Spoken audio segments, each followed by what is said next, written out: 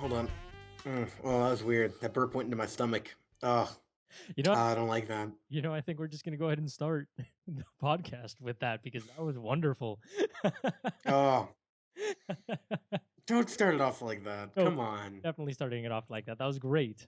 Welcome to PostGrad Movies. So I was supposed to start, but that burp was grade A burp. Welcome to PostGrad Movies, a very sophisticated, intelligent look at movies. Except for this week, because we have Burps, we have Burps, Farts, 300, which is essentially just chests, and Movie 43. So, who are you going to call? PostGrad Movies. We're here. I'm here with Cool Guy, who has the worst fucking name ever. Sorry for cursing. Excuse me. Cool Guy, how are you? Oh my god. Your name's awful. I'm the cognitive gamer, or the cog games, as people call me, but it's not because I like building watches, it's because I'm cognitive. My god, are you serious? Wow. It's one of those weeks! It's one of those weeks! Welcome! Okay, so hello everybody. Just Space Jam 2 is getting created. Are you serious? I'm going to start with, this is news. This is news. They're trying to get the LeBron man. Okay, whoa. You are getting way ahead of yourself. I know we're not news, but I know, but we have to start with this because welcome to the Slam. Jam? They should just read whatever. They should reuse the entire thing. Not even new songs, nothing. Just take the old soundtrack, stick it in the new movie. Skrillex remix it. So it's like, welcome to the Slam, drop the bass, wop, wop, wop, jam, slash, jam. Yeah, it's going to be great.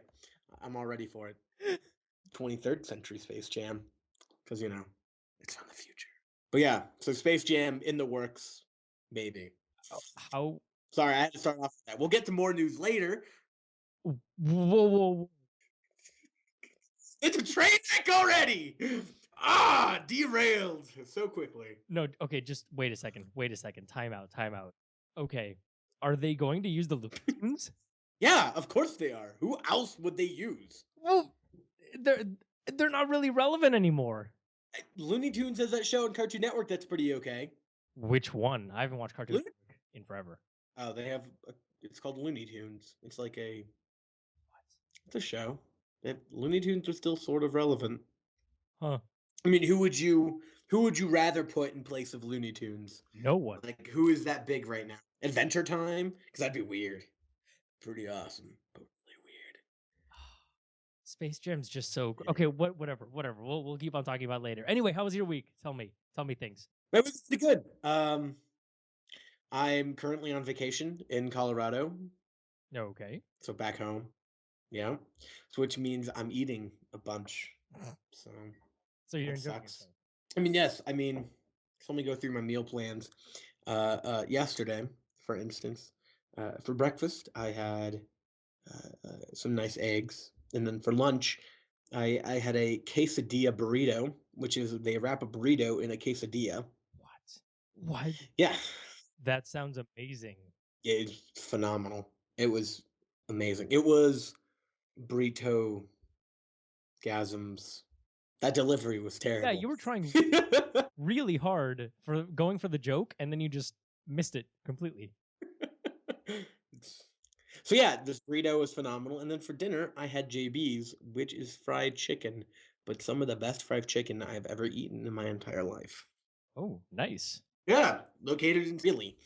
So a lot of eating, a lot of visiting, my parents, my girlfriend. Right. Yeah. Your left hand. Oh, ha. Will the joke ever get old? No. Are you still... That Kingdom Hearts video really cut deep, didn't it?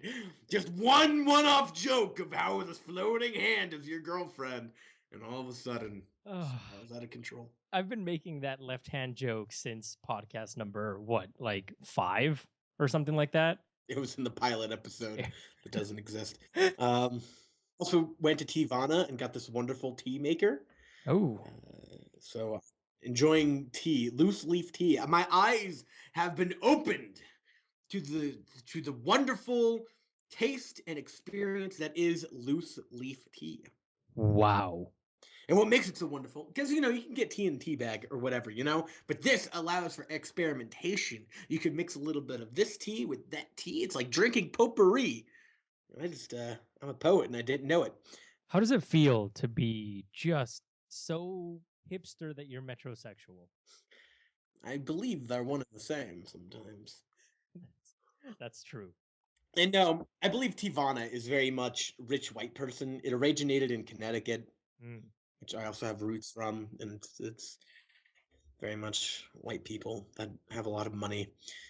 So white people. I know, white people. But I do love the ritual of making tea and drinking tea and enjoying tea. Wow. Just wow.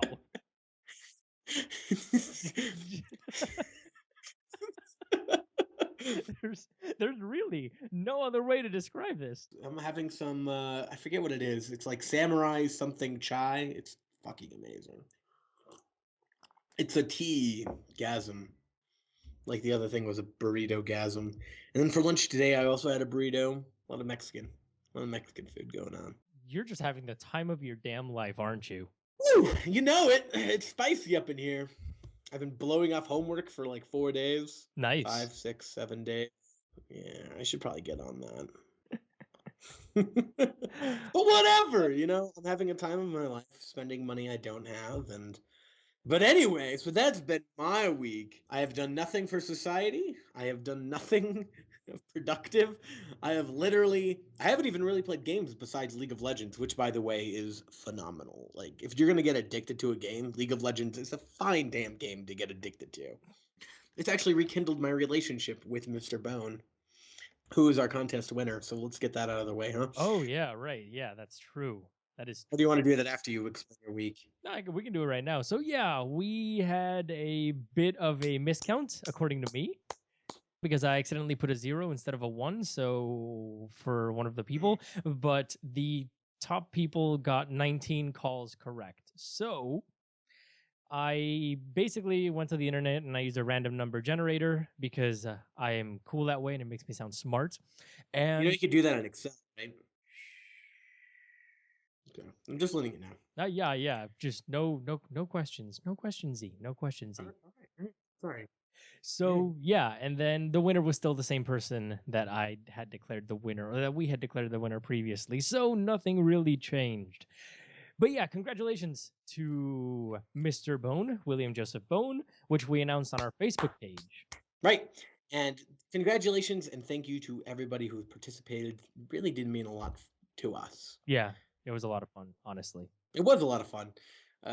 Again, thank you very much to William Joseph Bone for just copying newspapers and internet's predictions for the winners, and congratulations to them. Yes. Yeah, definitely. Congratulations for them. They allowed you to score a free movie. Oh, funny thing. Do you want to know? Do you want to know something great? Okay. So when I went back to check the things that I had written, I went to the post that we made on our Facebook page on facebook.com/PostGradENT and plug. And basically, I checked it and I realized that William Joseph Bone's thing had more than it had originally. And I thought, wait a second. And I looked at the bottom and it said edited March 2nd at like 9:30 something or 10. And I'm like, oh, that piece of crap. So I started reading it and I realized that he had changed and added, I think it was, he added the winners for the short live action and for the short animated, I believe, to try and give himself a couple more points. Cheater. Filthy cheater. It's okay, he still won, so. So speaking of cheating, I another thing that I did this week. So I'm in Greeley, which is about 60% Hispanic and Latino population. Mm-hmm. So we have panderias, which are I feel uncommon in other parts of the world, besides here, like other parts of the country, right? So panderias are essentially bakeries for Mexican sweets. Okay, wait. I'm gonna have to stop you. It's not pandaderias because that just sounds like it's a panda. Panderias. It's panaderia. That's what I said. Panderia. Just keep going. Just keep going. Anyway, so So they're usually more than these Mexican bakeries because they have other goods there. They have like Mexican sodas and products and clothing because why not, right? It's like walking into a little Mexican market. Right. Anyway, what I did discover what they had there, mind you, just displayed right in their front counter behind glass, but displayed prominently. You walk in, and the first thing you see are these movies. Now, the interesting thing about these movies is that they're still in theaters, so they're totally bootleg and illegal copies of these movies. Like I walked in, and Mr. Peabody and Sherman, or whatever the hell that movie is, right? Yeah. Totally right there, just sitting on sale for $5 behind this glass on DVD. So of course I picked a couple up. A couple. I picked okay. up RoboCop. Well, I picked up a lot actually. I picked up. Is that illegal? Should I not do that? That is totally illegal. Is that illegal for me to buy? For me to buy though? Like it's illegal for them to sell, but is it illegal for me to buy? I would think so. Well, let me Google this. Okay, wait a second. Okay, so while you Google it, I'm just saying that it's the same for prostitution. Like the prostitute, it's illegal, but also you buying services from the prostitute is also illegal. So you get taken to jail. So I'm assuming it is as well. Hold on, it's not Hispanic. Of course. So I'm looking at this message board and it says, I briefly went to the flea market this morning. I saw a Hispanic man selling bootleg movies. Does it really matter if it was a Hispanic man? The thing is, it's really big. So here in Puerto Rico, we have people that just set up shop outside of malls or commercial areas, and they just have like a little fold-out table, and they lay out like 50 different films right there, and they're all bootlegged, and you buy them for $5. Same thing, same exact thing. But they're out on the street. Totally. Just out on the street with just cops going by, going like, "Hey, how's it going?" This is a person's place of business. So anyway, I know it's really stupid probably to talk about buying illegal bootleg movies then on a podcast. But of course, anyway, I don't think the FBI is going to crack down on me. They can't prove anything except for my admittance to guilt. You're recorded and published on the internet, admittance to guilt. I just had to see what all the hubbub was about. So I bought the Lego movie. And I put it in. I watched it, and it starts about 5-10 minutes into the movie, and it's a dude or person recording with a camcorder. It was very well done for being from a camcorder, but like you could see him trying to focus at different parts. Like at one part, you could see the shadows of people getting up and moving in front of the screen. It was great. My God. $5, man. $5. Wow. What other movies did you get? You got RoboCop, Lego Movie. So I got RoboCop, which is in English or Ingles, as the label had it, and it has weird like Kazakhstanian subtitles, and then I also got Frozen.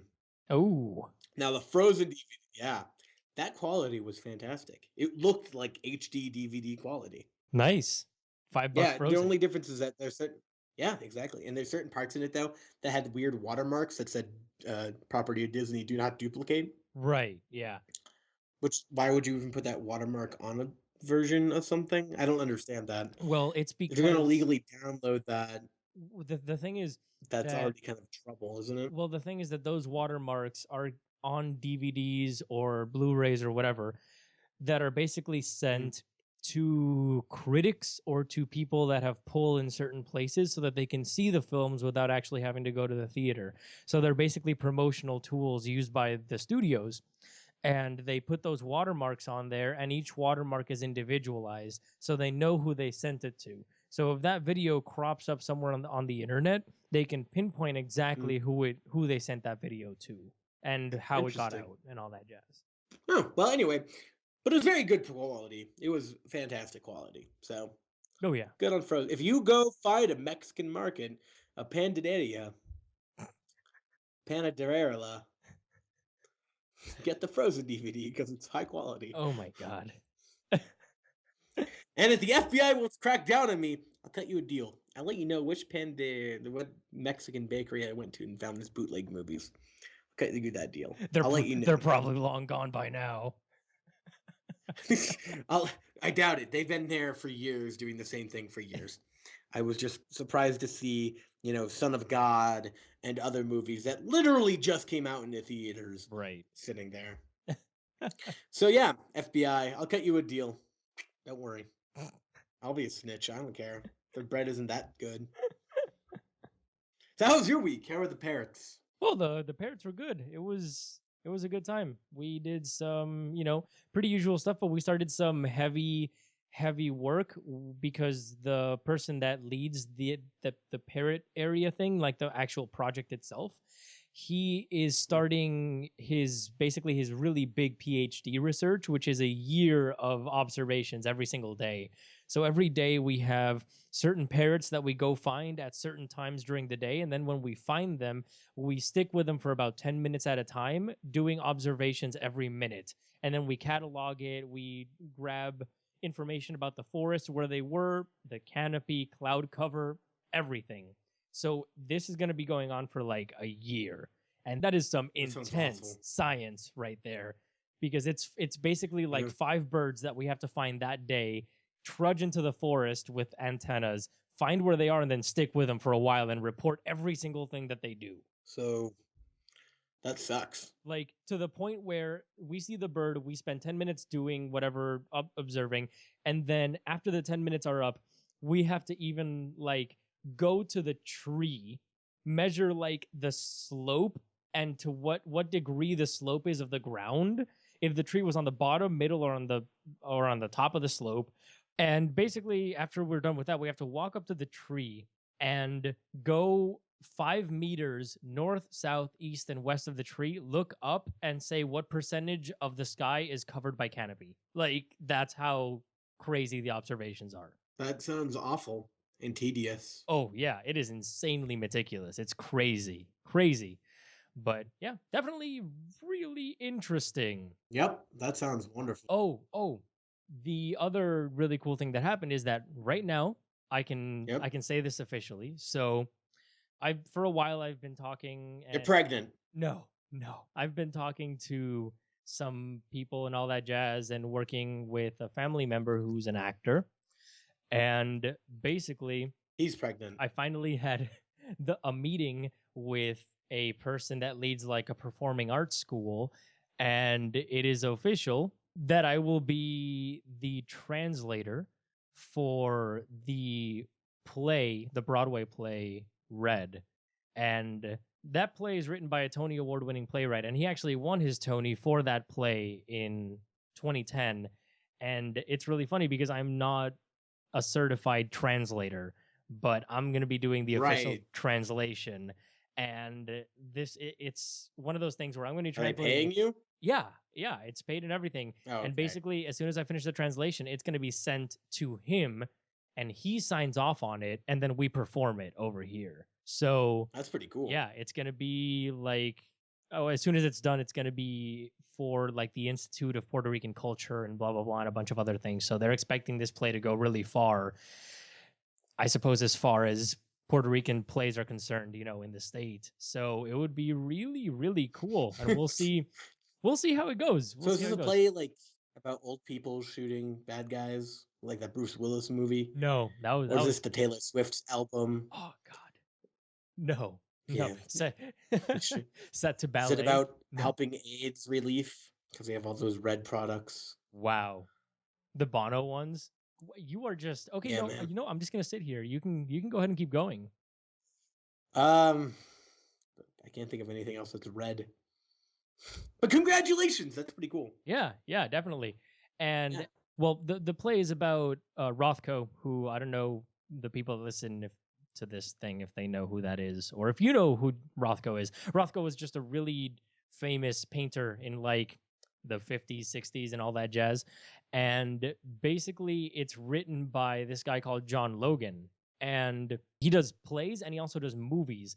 So he wrote stuff like the screenplay for Gladiator, the screenplay for The Last Samurai, The Aviator, Sweeney Todd, Hugo, Skyfall. He's written all of these plays. He also wrote Rango. So yeah, like the guy is a really big screenwriter. Big name. He's a screenwriter. Right. And then on his off time, he's like, man, I'm done writing films for today. I'm just going to go ahead and I'm going to write some plays. And then he wins awards for freaking plays. Right. The dude is amazing. So yeah, right. I hope that you get to translate his work. Yeah, I hope that I do it justice because it is I've been reading it and it's fantastic. I love it. The way he writes. Can you change, is there a lot of sex in it? No, there isn't. It's about a painter. Okay. Is there a lot of painting in it? Yes, there is. There's a lot of painting. Every time the word painting appears in the screenplay, you should change that to burrito.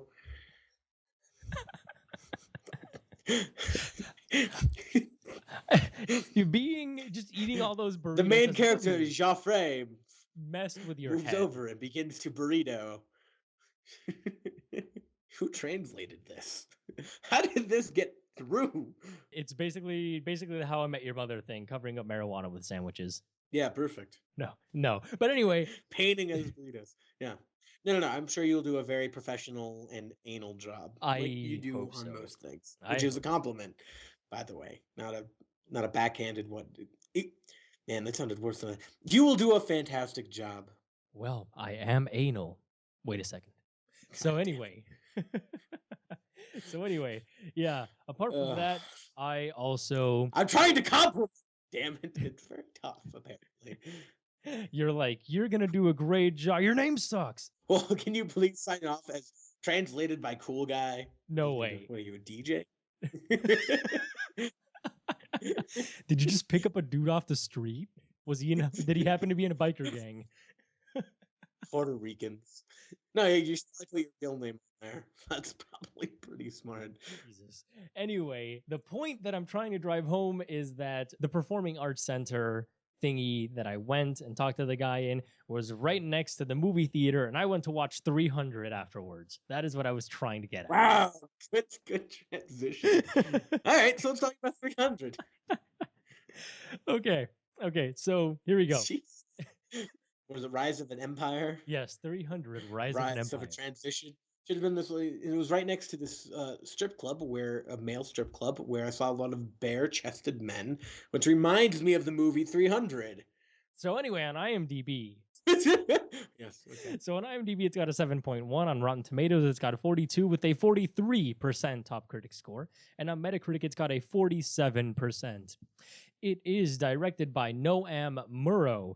It stars Sullivan Stapleton as Themistocles, Eva Green as Artemisia, Lena Headey as Queen Gorgo, Rodrigo Santoro as Xerxes, David Wenham as Delios, Hans Matheson as Aeschylus, and Kalan Mulvey as Celius. So, bless you. So right. So I only said the joke 3 times. I'm glad it got through the last one. So anyway. Yeah. So anyway, let's get talking about this movie. So what's your one sentence review of 300 Rise of an Empire? You also failed to mention that the screenplay was Zack Snyder and somebody else. So. Right. Yeah. And Zack Snyder was also the producer. Yeah. So, right, so one sentence review.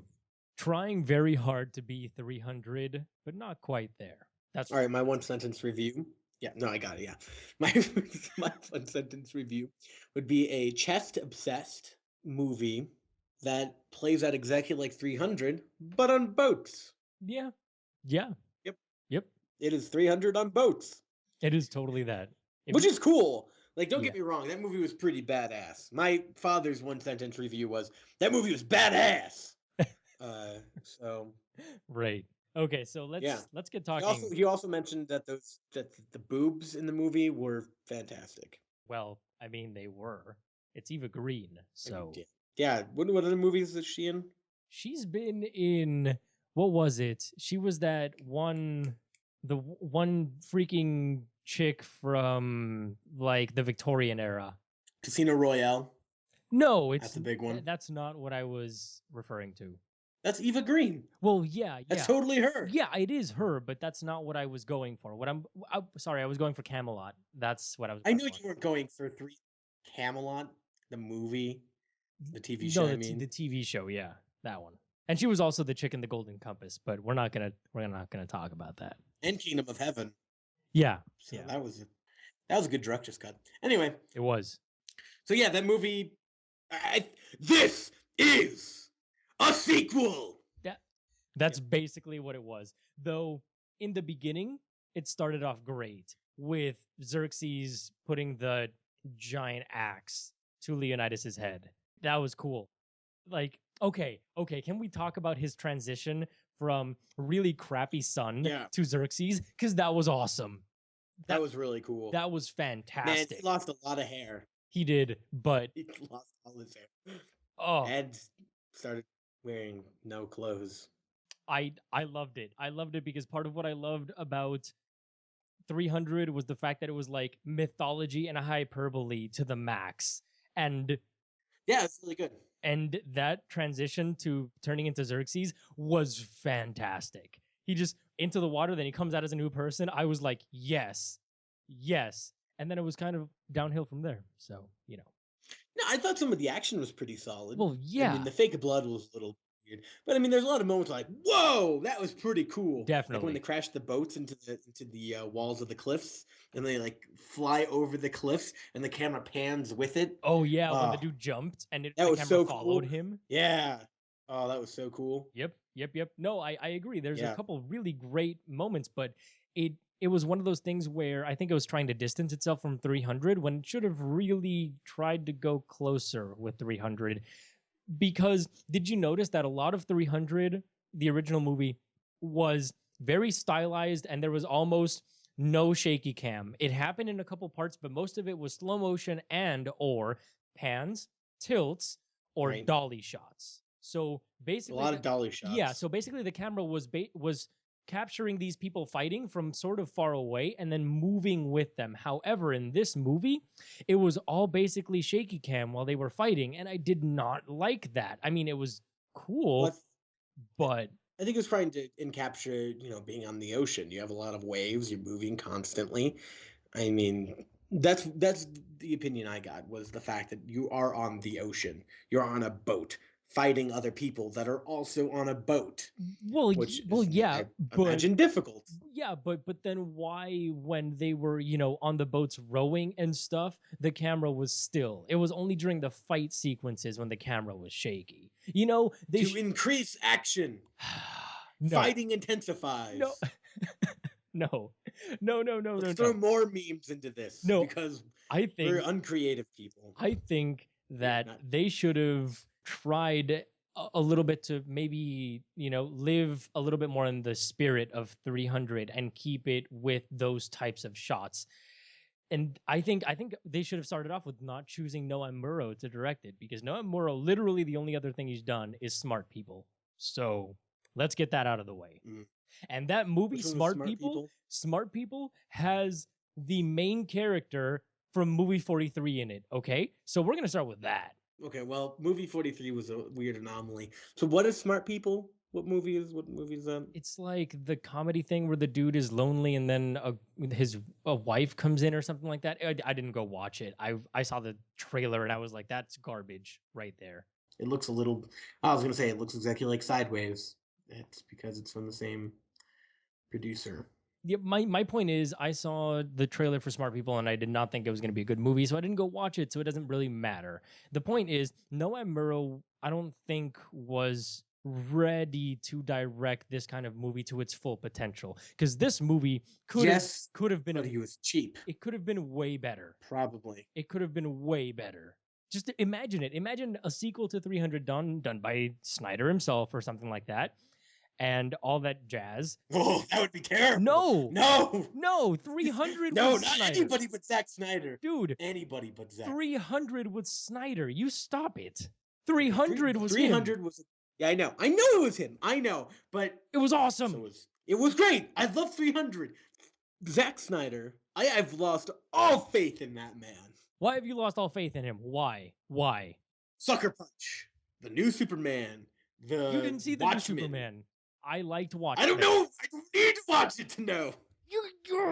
No, you can't. It's on my list. You can't hate a director if you haven't seen his movie. I liked Watchmen. I saw Sucker Punch. That's enough. No, okay, stop. No, we're not getting into the Stop. Sucker Punch discussion. Stop. No. Stop. Okay, you stop. Okay. We have All right. we have the Owls of Ga'Hoole. We have 300. That was a fantastic movie. Snyder's a good director. The Owls of Ga'Hoole. Of the Ghoulie. Freaking animated. Man, that movie kind of sucked too. It was okay. He's a good director. He's a good director. That Owl City song I like. He's an okay director. I think he's a little overrated, quite honestly. I love 300. I loved 300. Watchmen's okay, but Sucker Punch was terrible. Sucker Punch was probably one of the worst movies I've ever seen. That is a bit low considering the fact that you gave the rating of the Golden Teapot something so low. Or the Brass Teapot, my bad. Also, movie 43. All of those movies probably just kind of go out to dinner together and drink heavily. So... Okay, anyway. There you go. Anyway, can I also... Let's keep talking about something else, because I want to talk about the lack of slow motion fighting. In 300 Rise of an Empire? Yes! Did we watch the same? Yes! That whole movie was in slow motion. No, it was not. I think there's more slow motion than not slow motion. No, there was Oh my not. God, there was! That whole, first 20 minutes was, all in slow motion. Nope. Nuh-uh. That first battle, when he shoots the arrow at the king, was all in slow motion. Because when he jumps over the cliffs into that whole battle was also in slow motion. When all the fight scenes were in slow motion. I'm surprised the sex scene wasn't in slow motion. Nope. It was slow no. Motion jiggles. Nope. It was not, because we did not watch the same movie. Nope. It had a distinct lack of slow motion. The parts when it needed it, or when it could have been better because of it, and it had a distinct, I guess, appearance of slow motion in scenes that didn't really require it, except for some really great ones, like you were mentioning, the jumping into the boat and all that jazz in the beginning sequence. But the thing is, in 300, in the first movie, the way that they applied slow motion was everything that was exposition, which was the entire beginning of this movie, was in slow motion. However, the scenes that were exposition in this other movie were lacking slow motion in a lot of sections, so it was kind of disjointed and it did not feel like exposition. It felt like it was part of the movie. Because they didn't want to use slow motion the entire movie. I was a little tired of it, quite honestly, after the first 10 minutes. I'm kind of glad they didn't use more slow motion. Because the exposition was also too much. Because but it's a gimmick, right? Slow motion sword fighting is kind of a gimmick. They used it gratuitously in this movie, but I also felt if they used it more, it would almost be too much. The thing is, they didn't use it right. That's what I'm trying to get at. They didn't use it right, but I This care. movie was mediocre. It's middle line, and the coolest part about it was the fact that you were killing fools. Who cares about a story? The story was paper thin. The script writing was paper thin. The special effects were pretty cool, I guess, but the fighting was the main part of it, and it was fine. The fighting was pretty badass. I just think that they could have... It's not funny that it can't be Citizen Kane, or it can't be, Gravity. It's 300 Rise of an Empire. I'm not... It's shirtless men screaming and stabbing each other. I'm not trying to say that it had to be a good movie. What I'm trying to say is that it should have at least been a worthy predecessor. Oh, sorry, not a worthy predecessor, a worthy successor to the movie. And it wasn't. It was just fine. It was better than expected, that's for sure. Yes. Okay. All right, fine. I can give you that one. Okay. Can we move on to the sex scene? What'd you think of it? It was kind of weird, right? I thought it was one of the weirdest sex scenes I've seen since Repo with Jude Law. Yeah. Well, I mean, this one was definitely interesting, to say the least. I felt like it was a metaphor for the power struggle that was happening between Mysticles and Eva Green. Really? No, I believe it was a metaphor for getting the upper hand. And also, Mysticles showed her, I believe Mysticles fell in love with Eva Green on the battlefield. He showed her more mercy than any other opponent on the battlefield. He gave her an opportunity to run. Like, who knows if he let her live? They could have found each other in 300, Fall of an Empire, whatever the next one will be, because it left it pretty open for another movie. So Yeah, it did. But I don't know. It also painted Lena Headley's character, the Queen. It painted her a little bit too weak, you know? Because in the first movie, she was legitimately badass, you know? She didn't really let yeah. emotions get the better of her. And in this one, it was more like, oh my God, I'm crying. Oh my God, I need revenge, you know? And Well, I mean, her husband died. yeah, but that is literally, if your husband dies in war and you're a Spartan, that is literally the best thing that could happen. And you're like, yeah, hoorah. You know, that's basically how it is. It's not like, oh, boo-hoo, he died. It's more like, yeah, But you were he was a king. It was King Leonidas. Those abs were laid to waste. I would cry as well.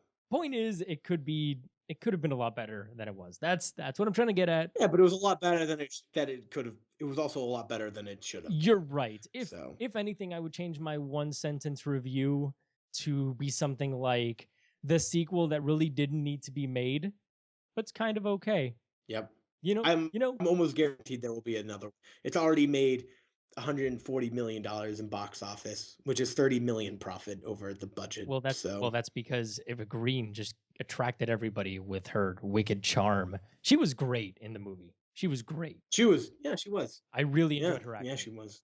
I did too. I thought she was a great character. It was like I love badass women, and she was a badass woman. So yeah, definitely. She was evil. But yeah, I don't know. I just like that dynamic character of a woman being a badass, and I wish there were more movies that had it. So yeah, definitely.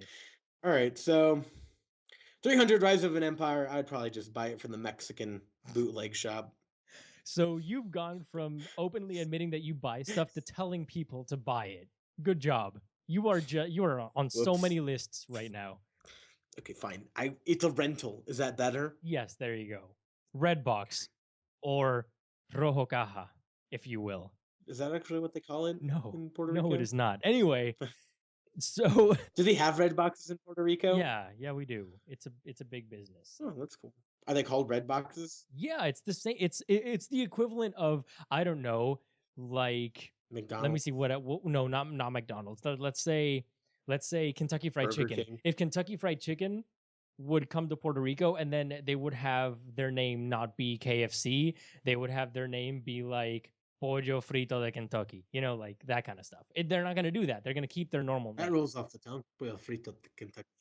Okay, so anyway, let's move on. Okay, let's move on. So speaking of movies that were way better than they should have been, let's talk about movie 43. Right? It's a joke. Right? Yeah. Right? Yeah, no, it was one of the best movies I've ever seen. Yeah. So anyway, moving on to our Netflix movie spotlight, totally not sponsored by Netflix yet. We have movie 43, which is the Razzie. We should really get on that. It's the Razzie winner for the worst picture of the year of 2013. On IMDb, it's got a 4.4. On Rotten Tomatoes, it's got a 4 with an 11% top critic score.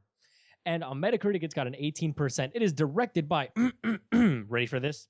I got my list of people right here because it's all different skits. So the original skit, which is The Pitch, is directed by Peter Farrelly. He also directed The Catch and Truth or Dare. Elizabeth Banks directed Middle School Date. Stephen Brill directed iBabe. Steve Carr directed The Proposition. Rusty Condive directed Victory's Glory. James Duffy directed Superhero Speed Dating. Griffin Dunn directed Veronica. Patrick Forsberg directed Tampax. Will Graham directed Homeschooled. James Gunn directed Beazle. And Brett Ratner directed Happy Birthday. And it stars Dennis Quaid, Greg Kinnear, Common, Richard Gere, Terrence Howard, Haley Berry, Seth MacFarlane, Hugh Jackman, Kate Winslet, Kate Bosworth, Chloe Grace Moretz, Patrick Warburton, Elizabeth Banks, Naomi Watts, Liev Schreiber, Chris Pratt, Anna Faris, Christopher Mintz-Pats, Sean William Scott, Johnny Knoxville, Gerard Butler, Kristen Bell, Kieran Culkin, Emma Stone, Jack McBrayer, Justin Long, Jason Sudeikis, and Uma Thurman, among a ton of other people. But those are just like the quote-unquote bigger names in the movie. So, with that out of the way, what's your one-sentence review? It was a profound and intricate masterpieceful. It was a profound, intricate look at the true inhibition of emotion. It was just pure shit. Okay. Man, have you? Okay, here's another one. Here's another one. I have another one prepared too. Oh, okay. It was a profound and intricate look at how the victims in such movies of Hostel felt, because you will be feeling like those victims upon viewing this movie. I'm saying it hurt. It felt, yeah, it pained to watch. All right, you ready for my one sentence review? Sure. Yeah. Holocaust. No, see, because Holla is spelled Holla. That was like the funniest thing in that entire That was movie. a great joke. But that was a great joke. Okay. But McFarlane's great. But anyway, my one sentence review is not as bad as I thought it was going to be. Yeah, I mean, okay. So let's get it out of the way. It was filmed nicely. The cinematography was almost okay. The directing was pretty good. It wasn't like technically it was fine. Well, I'm not talking about that. I'm just saying the movie itself was not as bad as I was expecting. That's what I meant. Yeah. You know? I mean, some of it was just so cringeworthy, I almost turned it off. Oh, yeah. But then some of it, I actually laughed.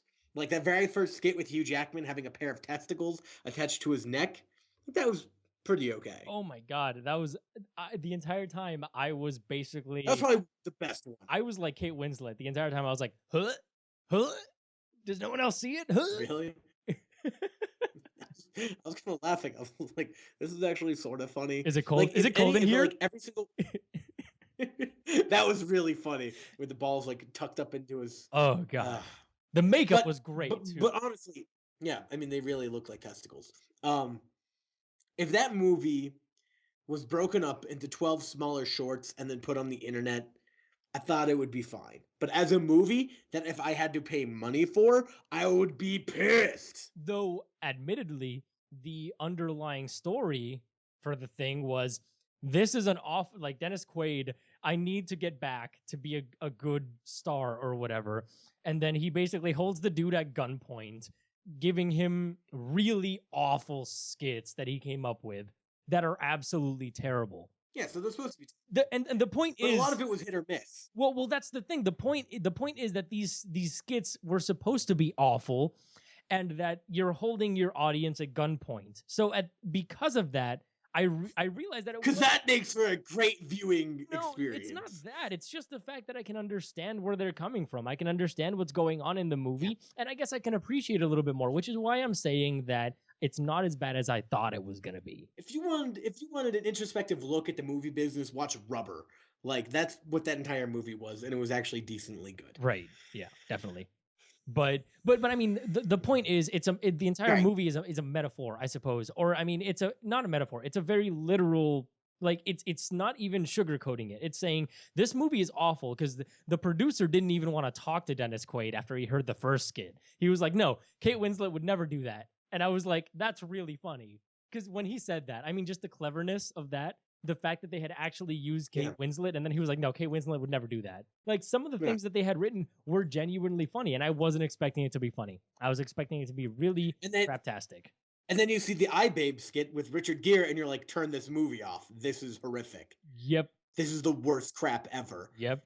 So honestly, though, so I want to point out. Okay, go for it. I did some research. Okay. Because I was curious. So this movie cost a $6 million budget, right? So how it paid its stars, like the big A-listers, was essentially by saying $800 film days, because essentially all the filming took place for each actor for about 2 days. Right. Like they only had to be on camera for 2 days.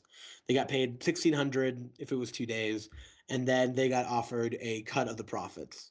You know, this movie. So essentially it was take a gamble. This is an easy paycheck. Why would you say no to that? Right. Yeah. Like, for instance, this movie made $30 million. Wow. In the box office. Yeah. Wow. That's a lot. Right. So that's $240,000 after profits and everything that each actor could get if they were offered 1% of the profits. That's an easy $240,000. Oh, yeah, definitely. For 2 days of shooting. Yeah. For selling your soul a little bit. But that's why. Another reason may be to appear less nudie and a little more, hey, I can be kind of funny, Right. Like I don't mind putting testicles on my chin. Hugh Jackman. So that was that legitimately, like if that was on Funny or Die or something, that would be gold. I think that would be pretty funny. Yeah, right. But then you have the Richard Gere Babe, and I really, really liked the proposition, which was the poop one. I want you to poop on me. Oh, that was pretty funny. That was mostly because obviously it's Chris Pratt and Anna Faris. And Anna Faris is the chick that's done basically all of the scary movies. She's Cindy, and she's hilarious. And it's fat Chris Pratt, which is great because that's the good Chris Pratt instead of the Guardian of the Galaxy Chris Pratt. Exactly.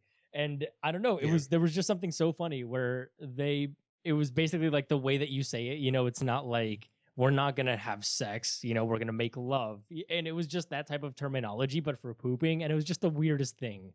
I want shit on you. Oh my God. No, you're not some kind of common whore. No, I meant poop. I would never, ever, no, come back. Yeah, it definitely led with its strong foot forward with those two. Right. Because that's what it started off with. Yeah. And then it was just. Yeah. Definitely. And forgettable. I don't even remember half of them. Right. Especially, which one right after that was the one where the kid was homeschooled. That started off pretty funny. And then it went way too far. Like it was just this is stupid. This is stupid. You know what? I think that from a position of the most interesting story skit idea, I would say that Homeschooled was the best out of all of them. I thought that was pretty funny. I'm saying from a story perspective, like the idea behind it was definitely the best out of all of them. It was pretty good. I like the superhero speed dating. That was pretty funny. Really? Like the premise. See, the problem was the premises of each skit was like, that would make an amazing YouTube short. Too bad this is crap. Right. Or it went on way too long for each one. It was the execution of them. Yeah. I thought the superhero speed dating was pretty okay. Yeah. I'm just a big Justin Long fan. That's true. I enjoyed who was this guy? The actor that did the bad guy in Kick-Ass.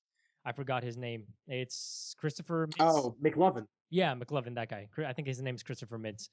And I really enjoyed him in the reverse Carrie. It's the one where she gets her period and gets blood everywhere. Right, the reverse is the exact opposite of Carrie. Right. His blood got all over Chloe, and then right. I was trying to make a joke that just yeah. I thought it was funny. That was Holocaust. Sorry. That was definitely pretty funny. And it was there were moments where each of these skits were great, like the happy birthday one with the really, I don't know, dirty, foul-mouthed leprechauns was just so was that, it was so weirdly sadistic. And that one had Gerard Butler. That one wasn't bad. Like for half a second. Well, yeah. Yeah, for half a second. I saw his I saw the face and I was like, is that Gerard Butler? It was really funny. The Stifler Steve-O combo that everybody has been begging for finally happened. Yeah. No, but like I said, each one of those skits taken apart, removed from this movie would have been pretty good. Yeah. Yeah. I felt on their own. Like a funny little, it's not bad. But right. Put together, just oh my God. Like the Leprechaun one wasn't half bad. Wasn't that great. Wasn't half bad though. That's something I would probably see on the internet. Homeschooled is also probably something you'd see on the internet for sure. Yeah, but it wouldn't go that far. I think it tried to push the boundaries on purpose, just to push the boundaries, which I thought was stupid, and it shouldn't have done that. Like that homeschooled one was great up until all of a sudden they're like the poop and the getting duct taped to the flagpole, and then the whole sexual tension thing. I was like, this is too far, and this is gross and stupid. Honestly, like the poop and the flagpole, yeah, that was a bit much, but I was waiting for that though, because as soon as it started, it was something that you were waiting for. When they were like, yeah, we tried to give him every single high school experience, I was like, oh no, he's going to make out with his mother. And I was just waiting for that to happen. And they did that scene really well, how she starts kissing him and he's like, and he's got the perfect awkward face. He really does. That actor. His face. Yeah, Right? he does have a Right? great awkward face. Like for example, But I felt like they could have done it so much differently. Like they could have just got a random girl and be like, "Hi, honey, I brought this random girl to make out with you," no, instead of being gross. no, because it worked better with the mother. That would have been just as funny. That would have been just as funny, if not more funny, because it's just so freaking awkward, and that one's just gross. It was gross. It was too far. I don't think so. It was too far. I think it was just far enough. But then again, that's my comment. Well, your humor is so far removed from normality. It's just my comedy taste. I don't know. I thought it was fine, which is why I laughed at that moment. I was like, oh god, oh god, oh. That's where it lost me. Like half that skit was good. Like I liked the premise. I thought that was pretty funny, but then it got weird and stupid. That's probably my main complaint with all those skits was good premise, kind of okay beginning, and then it just got stupid, and it made you really feel stupid. I can see that actually. Yeah, I can. Yeah, they start out good and then they get just. They try too hard. Yeah. Like the whole, not the cat one, but the other last one with the black basketball team. Like that's a funny one-liner at best, and they pushed it to a 5 to 10 minute skit that was stupid. Yep, you're right. It was a one-liner that could have been one and done, basically. Just like I think the what is it? Veronica? Is it what it's called? The one with Emma Stone? Oh, yeah, same thing. Yeah. It was gratuitous. That one was really awkward. But they both handled themselves very well. It was just really awkward. And not that great. I totally forgot that one even existed. Yep. God, that guy looks awful. Yeah. Yeah. Yeah. But he was great in Scott Pilgrim. He's starting to look like, yeah, he was. He's starting to look like his brother, which is not a good thing. Oh man. And Truth or Dare, I don't even want to talk about that one. That one was awful. The one with Halle Berry. That one was so bad. Truth or Dare and I, Babe, were just.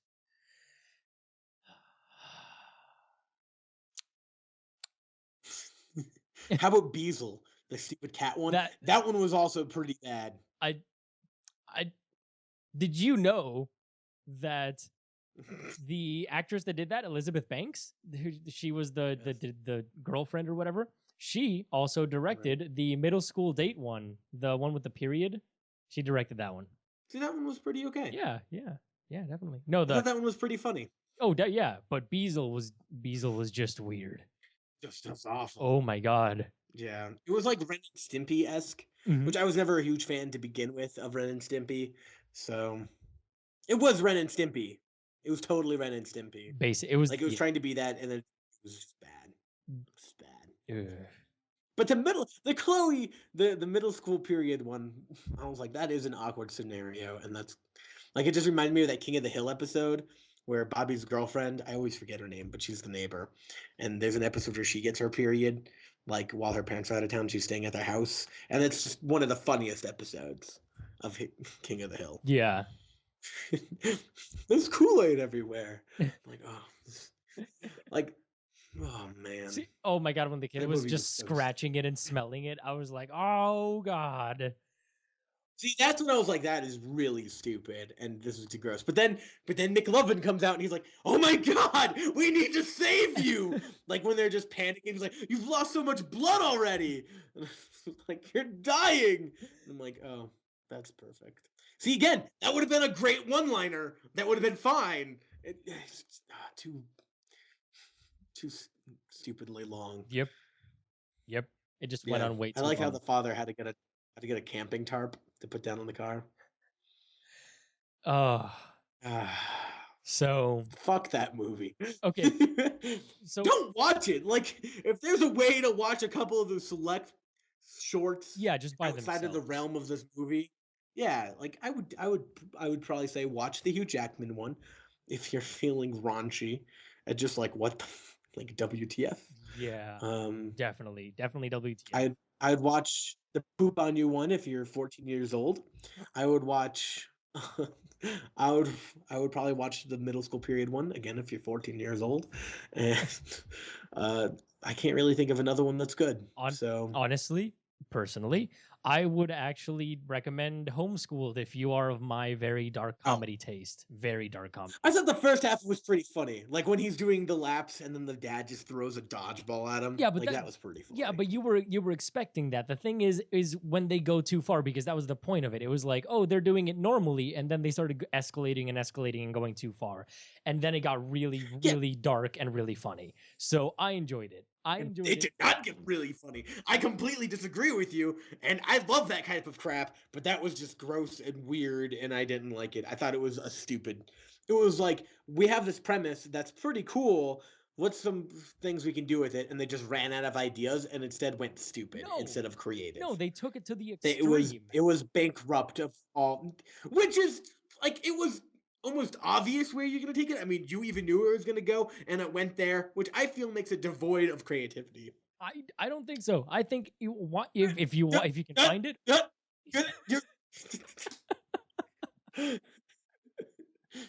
Yes. If you can find it, watch it. I enjoyed it. I enjoyed that one personally. Enjoyed. We're obviously talking relative to all the other ones. We're not talking about standing on their own. Okay, one last question on movie 43. Do you believe it deserves the worst movie of the year? No. Oh, and the Leprechaun one. Sorry, Leprechaun one. Right, the Leprechaun. But no, I don't think so. That was pretty okay. So like 1/3 of that movie was okay. Yeah, I don't know. I don't think so that it deserves the worst movie of the year. I haven't seen After Earth or Grown Ups 2. Grown Ups 2 yet either. But no, I don't think so. I don't think it deserves the hate that it's getting, because it is a very self-aware film. And that is what I think really separates it from all of the other movies that were trying to be good and ended up really awful. At least this movie knows it's terrible. Right. If you put the lens on that you're approaching it with, which this movie knows it is just the worst movie, then I could see how you might say, like, that it's almost sarcastic at how bad this movie is. Which I guess is kind of the point. Yeah. I don't know. Based on the story. I haven't seen After, and I haven't seen Grown Ups 2 yet. They're probably on our list. Yeah, they are. So, I honestly, I mean, I would hate to admit that I chuckled a few times, especially. I found the Hugh Jackman one almost too funny. Like, I was like, this is actually kind of humorous. Then again, I didn't have to pay money for it, so that I could see how that would be upsetting. Having to pay money for it. So right, yeah. Well, I mean, and again, that's the point. You paid money for it, so at the same time, you're like, oh, I really want to sit through it because you paid money to go to the theater, you know. And then that's when he pulls out the gun. When you realize that these shorts. That's just a bad idea, though. But see, the thing is, the problem with me is that it's the point. That's the point. And that's really why I don't think it deserves the worst movie, because that was the point. The point was the first skit is not that bad. And then all of a sudden the other skits get kind of weird. And then you're like, this movie's probably not going to be good. And that's when Dennis Quaid pulls out the gun and goes like, you're going to listen to more of these. And the guy's like, okay, read them. And you're like, son of a, it's exactly what you're going through. And then Seth MacFarlane, I can't wait for his new movie, the 1,000 Ways to Die in the West or whatever. Yeah, right. Oh, that looks so funny. Okay. And I love stupid humor like that. And I love Ted. Like, that was surprisingly good. So. Yeah, it was better than I thought it was. All right, so do you know what movie probably deserves the worst movie of the year? Grown Ups 2. Sucker Punch for the third year in the row. All right, let's move on to news. No, let's move on to what is new on DVD and Blu-ray. Take it away, cool guy. All right, so new to DVD and Blu-ray this week, we have Inside Llewyn Davis, The Book Thief, Out of the Furnace, Homefront, The Broken Circle Breakdown, In Fear, The Outsider, Enemies Closer, and The Patience Stone. Opening this week, we have Need for Speed. Also, the Needs for the Speeds. Also, the crowdfunded Veronica Mars movie is coming out. Ooh, is that coming to theaters? Yep, it is. Or is that straight to DVD? Nope. Whoa. Nope, theaters. Also, in limited release, we have Bad Words, Enemy, Le Weekend, On My Way, The Art of the Steal, and that is it. So, pretty cool. Enemy looks pretty okay. That's the, is that Jake Gyllenhaal? Need for Speed looks great. Shut up. No, it doesn't. No, it doesn't. But as Jesse from Breaking Bad. Yeah, it does. Yeah, it does. Yep. All right. So in news, Anyway, news. Go for it. did you know that Space Jam is getting another movie? It's getting a sequel. I'm just kidding. We had talked about that because it's so exciting. I don't want that to happen. Why don't you want that to happen? Because no. Why would I want a Space Jam sequel? Space Jam is already an amazing, phenomenal movie in its own right. I don't want a sequel. But LeBron James, man. No, he's not Michael Jordan. Come on. You might as well be. Also, they're going to tone down Hot Babs, so. Maybe. So yeah, no, Space Jam is terrible. So no, it is not. That should also. No way. That does not hold up. No, it does not hold up as well as you think it does. Have you ever heard? Have you played Mario 64? No, stop right there. No. Mario Kart 64. Nope. Okay, everyone, we're gonna ask you guys on our Facebook page, facebook.com/PostGradENT. We are going to ask question of the week. We're gonna question of the week. We're gonna ask you whether or not Space Jam is awesome, and if the answer is no, you can unlike our page right now. Okay. No. Whoa! No. He don't want to lose all our listeners. So about Mario Kart. Because everybody would say no. Oh, you shut. So about Mario Kart. Question of the week. Was Space Jam? Did you like Space Jam? Was it a good movie? Those are two very different questions, and I want you to please put them in the comments and please like our show. Anyway, so I was gonna say Mario Kart 64. I played that over the week. That game's kind of garbage. Really? It does not hold up over time. Like if you're gonna play a Mario Kart game, play Mario Kart for the SNES or one of the new ones. But Mario Kart 64 was really like controls like garbage. And like the levels are just infuriating, and for some odd reason, if you play with more than 2 people, the sound completely cuts out, so it's just really silent and it's really weird. What were you even do? Okay, but what's the point with Mario Kart? I'm saying it doesn't hold up as well as it does in our memory, because I remember playing Mario Kart 64 as a kid and being like, this is amazing, and now it's not as good, just like Space Jam, which, when I was a kid, was amazing. Seeing it again, I thought it was garbage.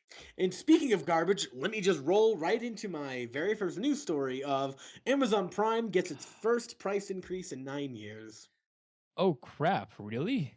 Yep, it's going up to $100 per year and $49 for students, so $10 for students and $20 for everybody else. But if it comes to drone delivery, totally worth it. Yep, totally worth it.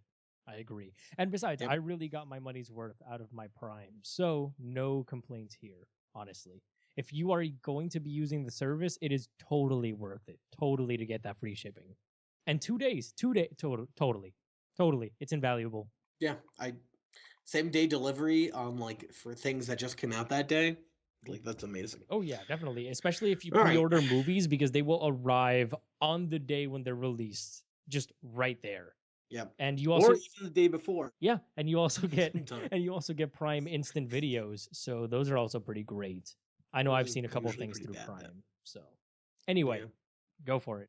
All right, next story is that the Last of Us game, The Last of Us being the PlayStation 3 game that was created by Naughty Dog, is getting a movie adaptation.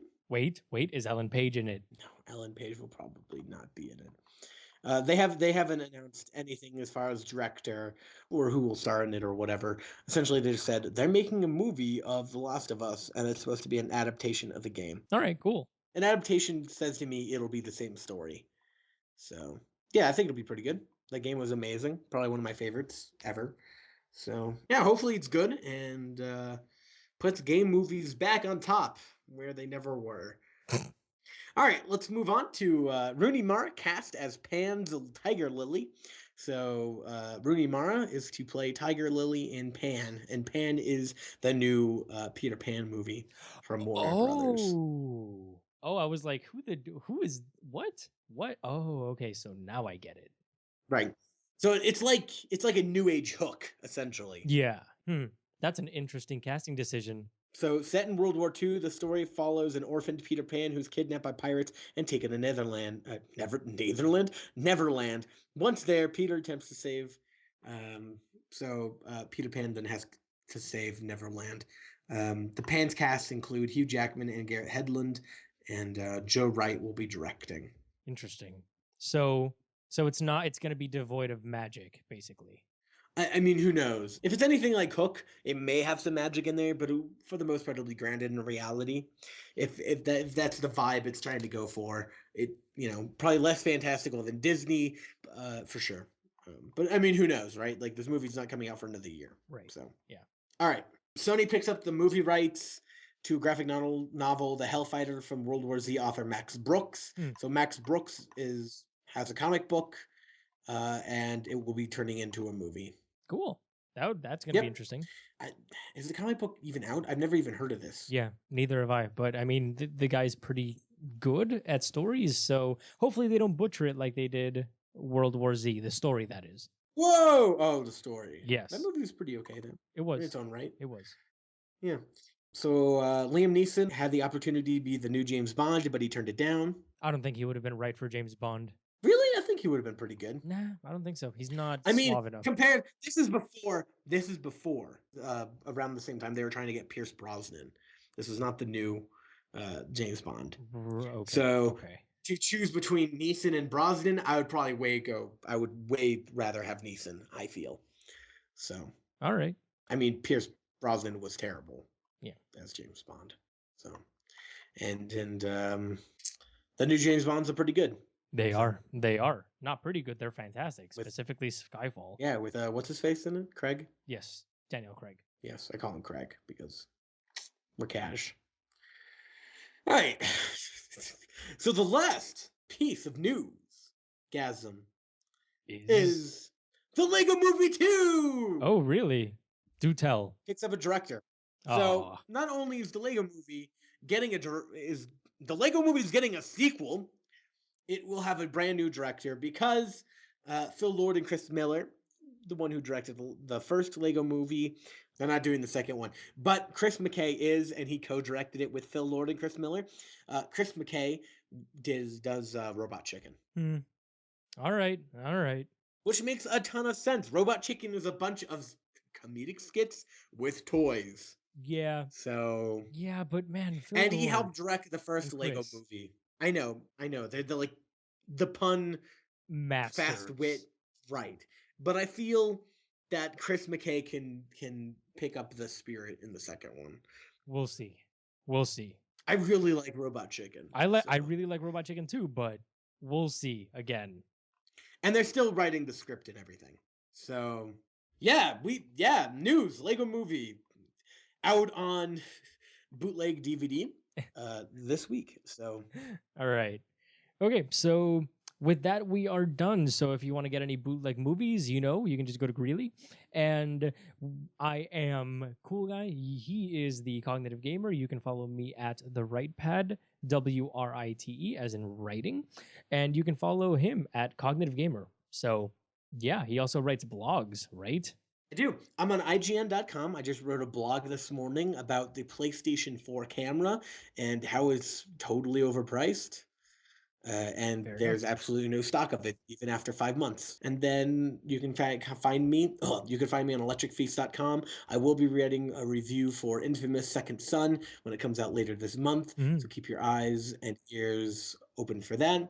I also do things for PostGrad Games, our YouTube channel. So we just went through a complete renovation of the entire site. Please check it out. We have a brand new intro. We have brand new segments coming out, and we're going to be pushing the crap out of those. So please look if you want some education. Watch my SciPlay videos where I play video games and talk about science, and then Worth Your Time where I pretty much do first impression videos, as well as Hearthstone and Yu-Gi-Oh. Right. Our normal fare. Exactly. And our on top of that, Let's Plays. Yes. But to go off of that, for Infamous Second Son, I will be Twitch streaming pretty much the day it comes out. So that whole entire night, I'm pretty much dedicating to playing that game, or that entire day. As soon as I get it in the mail, I'll be playing it, Twitch streaming. I just got a PlayStation camera, and you'll be able to see my face and see the game. So. All right. Well, that's fantastic. Yeah, you can type it into Yeah, you should get excited. to see YouTube my face. to YouTube and type in PostGrad Entertainment or PostGrad Games, and we'll pop right up. You can also check us out on Twitch, and you can find us on Facebook as well, PostGrad Entertainment, and let us know what you think, what our Netflix movies should be, yada yada yada. So thank you all for your help and support, and we want to talk to you guys because we get like hundreds of downloads over the course of the week that we post the podcast and whatnot, and we don't even know where you guys are coming from, who you are, and all that jazz. So please talk to us. We want to talk to you guys. So thank you all, and have a great day.